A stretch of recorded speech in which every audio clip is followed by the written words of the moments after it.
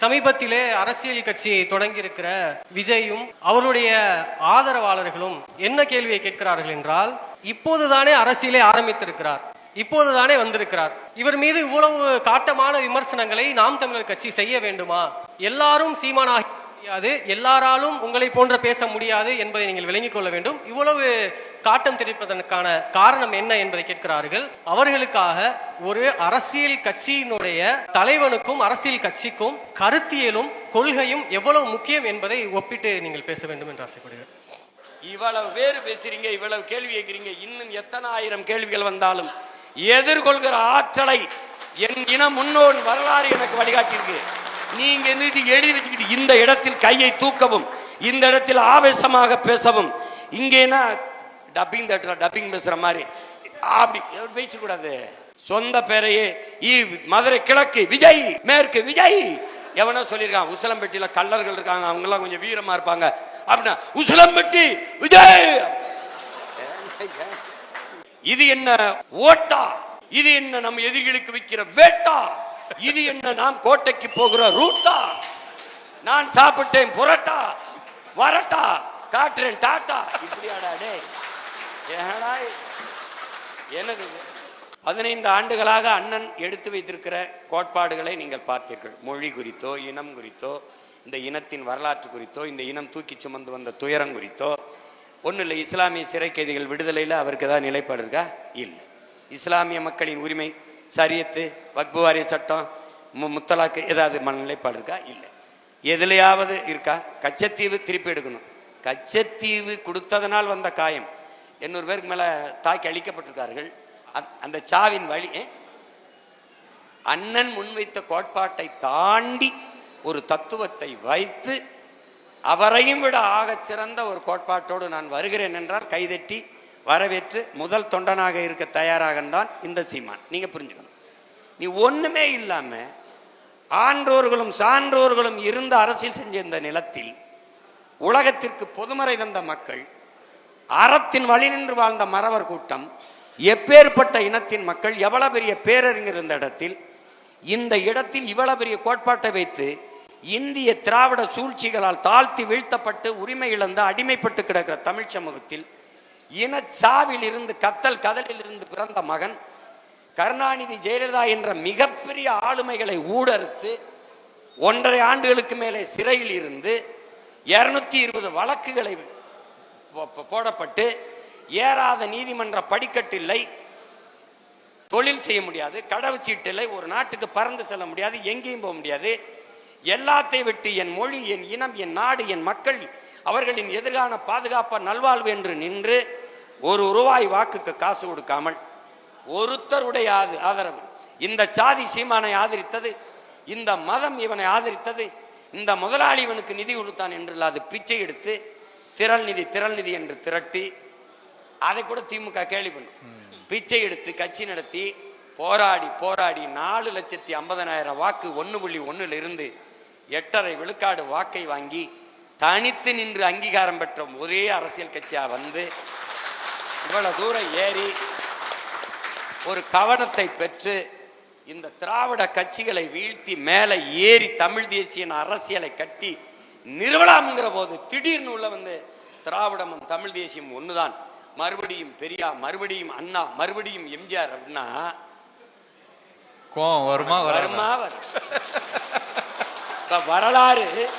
வரலாறு திரும்புதா, அங்கேயே சுத்துதா. தம்பி, திமுகவின் தோற்றுனர் பேரறிஞர் அண்ணா, அதிமுக தோற்றுனர் ஐயா எம்ஜிஆர். 2 பேரும் படத்தை வச்சுக்கிட்டு எங்கிட்டு வரலாறு திரும்பும்? நீ தான் திரும்பணும். உங்களுக்கு புரியுதா? எதையாவது தெரிஞ்சு வரணும்ல. காமராஜரை வச்ச, யார் காமராஜர்? 10 நிமிஷம் பேசு. வேலுநாச்சியாரை வச்ச, யார் வேலுநாச்சியார்னு ஒரு 10 நிமிஷம் பேசு. நீ மொத்தமாவே பேச அனுமதி கேட்கறதே 10 நிமிஷம் தான் கேட்கிற. தெரியுமாடா? ஏய், திருச்சியில இந்த போராடல அதுக்கு கேட்கறத 15 நிமிஷம் தான் கேட்டிருக்காப்ல. அரசு இன்னொரு 5 நிமிஷம் பேசிக்கன்னு கொடுத்துருக்குது. இதுக்கே சனிக்கிழமை சனிக்கிழமை வரைக்கும் மனப்பாடம் பண்ணணும், நடிச்சு பார்த்து வந்து பேசணும். அடுத்த சனிக்கிழமை வாரத்துல சனிக்கிழமை சனிக்கிழமை பிக் பாஸ் மாதிரி சனங்கள் வந்து விஜய் வர்றாரு. இதுல வேற வேட்டைக்கு தான் வெளியில வருவியா? இனி வேடிக்கை காட்ட வர்றவனா இருக்க. ஒரு அடிப்படை தெரியுதா உனக்கு? நீ படிச்சிருக்கீல்ல, அடிப்படை தெரியுதா? செத்த மிருகத்தை செத்ததை திங்காது சிங்கம்ன்ற இதுல இருந்தே உனக்கு தெரியல. டே அது எந்த காலத்துலயும் வேட்டைக்கு போகாதரா. பெண் சிங்கம் தாண்டா வேட்டையாடி கொண்டாரும். அது செத்த தாண்டா முன்னாடி கொண்டாந்து போடும். அதை தாண்டா அது திங்குது. நீ வேடிக்கை பார்க்க வர சிங்கம், வேடிக்கை பார்க்க வர சிங்கமா இல்ல, வேடிக்கை காட்ட வர சிங்கமா இருக்க. கோட்பாட்டு அளவுல தான் எதிர்க்கிறேன். உறவளவுல நீ அண்ணன் தம்பி இல்லைன்னு நம்ம பேசுறோமா, சண்டை போடுறோமா? அப்ப எதிர்க்காம எப்படி? நீ பெரிய எதிரிகளோட மண்ணு கட்டி நான் முன்னேறி போகும்போது வெறும் திரைக்கவர்ச்சி மச்சு மூடலாம் போது ஏறி வந்த ஒரு எளிய மகன் எங்க அண்ணன் கமலஹாசனை குறுக்க விட்டாங்க. அதை அடிச்சு முன்னேறி போகும்போது இவர் வர்றாரு. வரும்போது முன்னாடி நிக்கிறவன்ட்டு என்ன பேசணும்? நல்லா படிக்கணும், பெற்றோர்களுக்கு நல்ல பிள்ளைகளா இருக்கணும், இந்த மது இந்த தீ பழக்கங்கள் இல்லாமல் இருக்கணும், ஒரு வேலையை தேடிக்கிறங்க, நமக்கு ஒரு காலம் வருது, நம்ம நல்லபடியா ஆச்சு எல்லாம் பேசணும்ல. எவனாவது அவர் பேசுறத உட்கார்ந்து கேட்டு பார்த்திருக்கியாடா? கேட்டல முதல் காட்சி கத்தோம்ல, அதே தான். அப்புறம் ஏனை எதிர்க்கிறீங்கன்னா, உனக்கு நண்பா நண்பி, எனக்கு தம்பி தங்கைகள், அவன் எதிர்காலத்துக்கு தான் நான் போராடிக்கிட்டு இருக்கேன். அவனை வந்து இப்படி விட்டுறக்கூடாதுன்னு நினைக்கிறேன். அதனாலதான் கத்துறேன். ஏய் இருப்பா, உன் வேலை இல்லப்பா, இருப்பா. நான் இங்க சண்டை போட்டுக்கிட்டு இருக்கேன்லன்னா குறுக்க வரும்போது வேணாடா இவன் வேற ஒரு இதுன்னா வருது. எதிர்க்க வேண்டிய தேவை எனக்கு என்ன வம்பா வருது? நான் கேட்கிற கேள்விக்கு பதில் சொல்லு. இப்போ பாரதிய ஜனதா உன் கொள்கை எதிரி.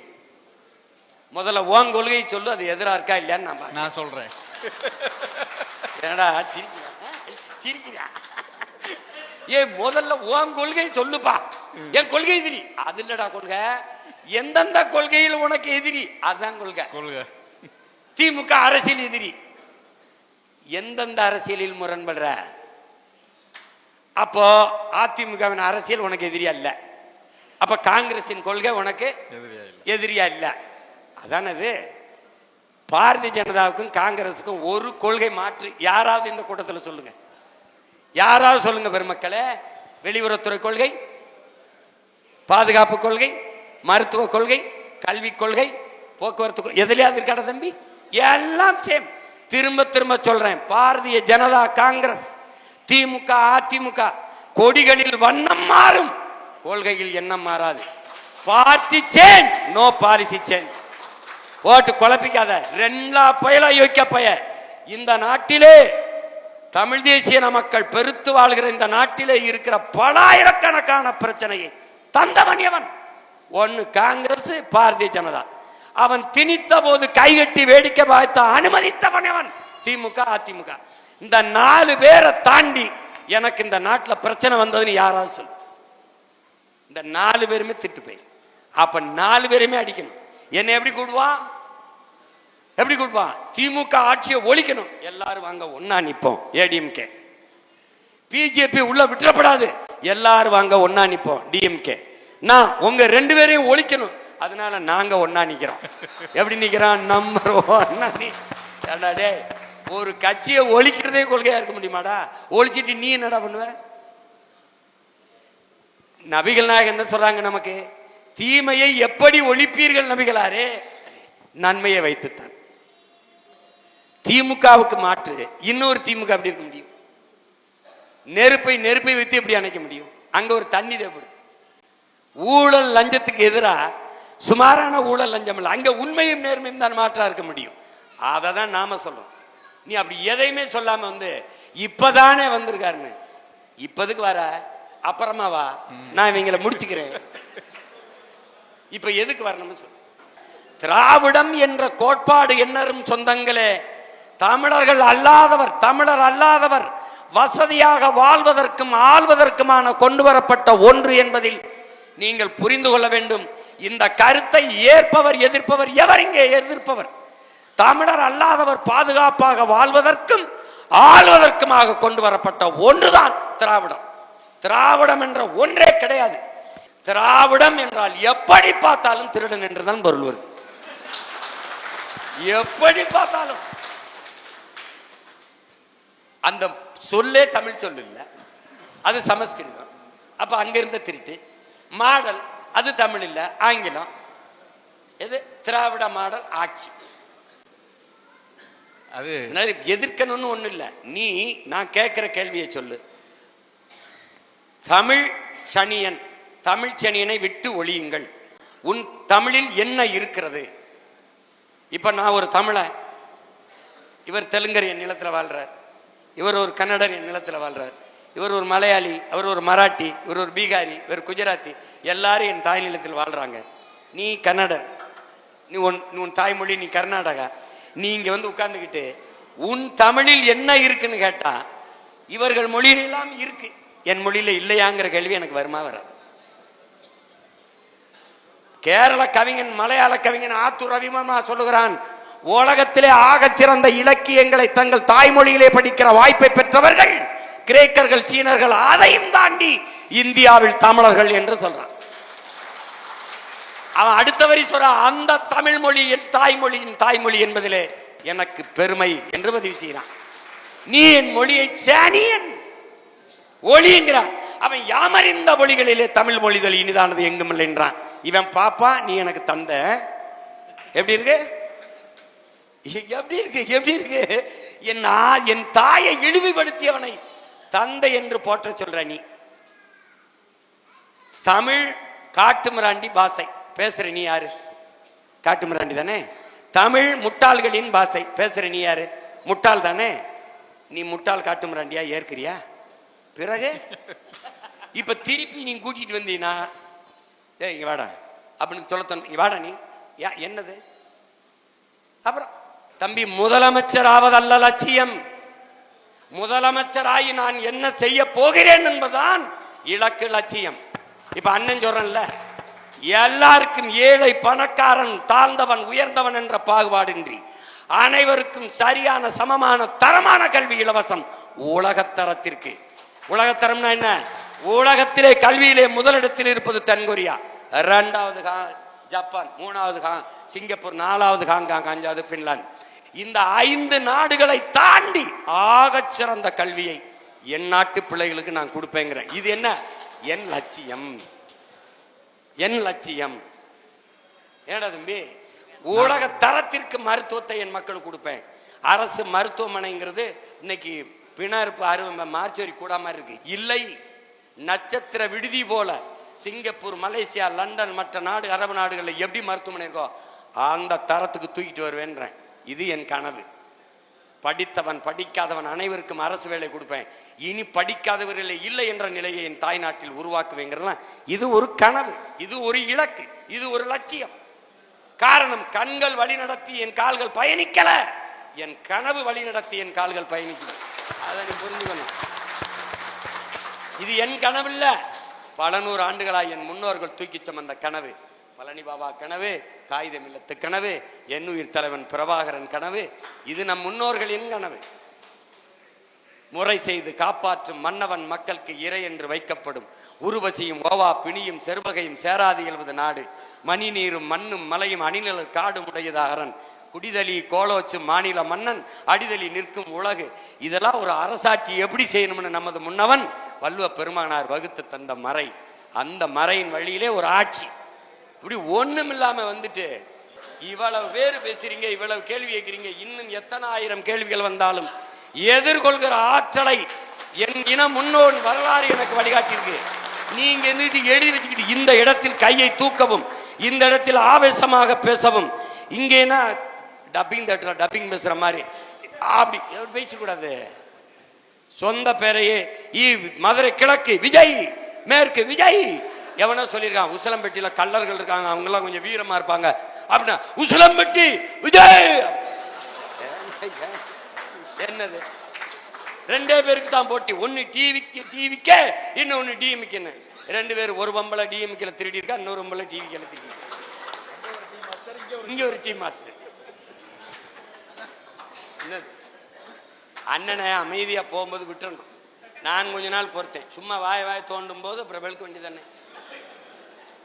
பெரியார் கொள்கை வழிகாட்டின்ல எந்தெந்த கொள்கையை எடுத்துக்கிட்டான்னு கேட்டேன். அது சொல்லு, நல்லா இருக்கேன், நானும் பின்பற்றிக்கிறேன். என்ன வேணும்னாப்பா செய்கிறேன். வேணும்னா செய்கிறேன். டேய், வேற ஆளாக இருந்தால் ஒன்று தற்கொலை பண்ணி செத்துருப்பான், இல்லைன்னா கொலை பண்ணிட்டு ஜெயிலுக்கு போயிருப்பான், பைத்தியமாயி பைத்தியக்கார ஆஸ்பத்திரிக்கு போயிருப்பான். இந்த மகனுக்குள்ள இருக்கிற உறுதியை தந்தவன் பிரபாகரன் என்ற பெருந்தலைவன், என் முன்னோர்கள். நான் என்னடா உயிரோட போராடிக்கிட்டு இருக்கேன், போராடி செத்தவங்கடா அவங்கெல்லாம். நீ வந்து போயிட்டு என்னென்ன இது இவர் அப்படின்ன, இதை தாண்டி ஒரு அரசியல் எடுத்து வை. நல்லா பேசுறாப்லையே தம்பி, நம்மளே ஆதரிக்கலாம். அது முகத்தை பார்த்து, என் முகம்தான் இதுக்கு போடுங்க ஓட்டு. 5 வருஷம் கழிச்சு இந்த மூஞ்சி கேவலமாய் போகும். என் முகத்தை பார்க்காதீர்கள், நான் முன்வைக்கிற கருத்தை பாருங்கள். அதான, என் மதத்தை பார்க்காதீர்கள், அதை கடந்து நாங்கள் முன்வைக்கிற மானுடத்தை பாருங்கள், உயிர்மை நேயத்தை பாருங்கள். அப்படிதானே பார்க்கணும். அதை பேசாம சாதியை பார்க்காதீர்கள், நாங்கள் எங்களின் சாதிக்க துடிக்கிற அந்த எண்ணத்தை பாருங்கள், அப்படிதானே வைக்கணும். நோம்பு கஞ்சி குடிக்க நீ எந்த கட்சி வந்தாலும் இந்த அடிதான். என்னை தெரியுமா, எங்க மச்சனை என் தம்பி எல்லாம், மச்சான் வா மச்சான் இப்பதான் இருக்குன்னு, யாருமே வரலன்னா நான் வரேன், எல்லாரும் வந்து குடிக்கிறான். ஒரு எங்க அண்ணன் இறந்து போயிட்டா, நம்ம அண்ணன் பார்க்கட்டேன். அந்த ஒரு நாள் முஸ்லீம்லாம் ஏன்னா இந்த போராட்டத்துக்கு வரலன்னு, நீ வேற மானத்தை கிடைக்காம சும்மா அப்படின்னா, ஒரு நாள் முஸ்லீம் ஒரு நாள் மட்டும் வருவாங்க, அதுதான் தவறு. நான் என் தம்பி எல்லாம் வந்து நீ வான்னு, நான் இப்பவும் சொல்றேன், என் மக்களின் உணவுக்கானவன் இல்லை, அவர்கள் உணர்வுக்கானவன், உரிமைக்கானவன், அவர்களுக்கு உயிரானவன். அதனால நான் போய் இந்த ஒரு நாள் இப்தார் விருந்தில் போய் பங்கேற்று சார் சாப்பிட்றதுக்கான ஆள் இல்லை நான்.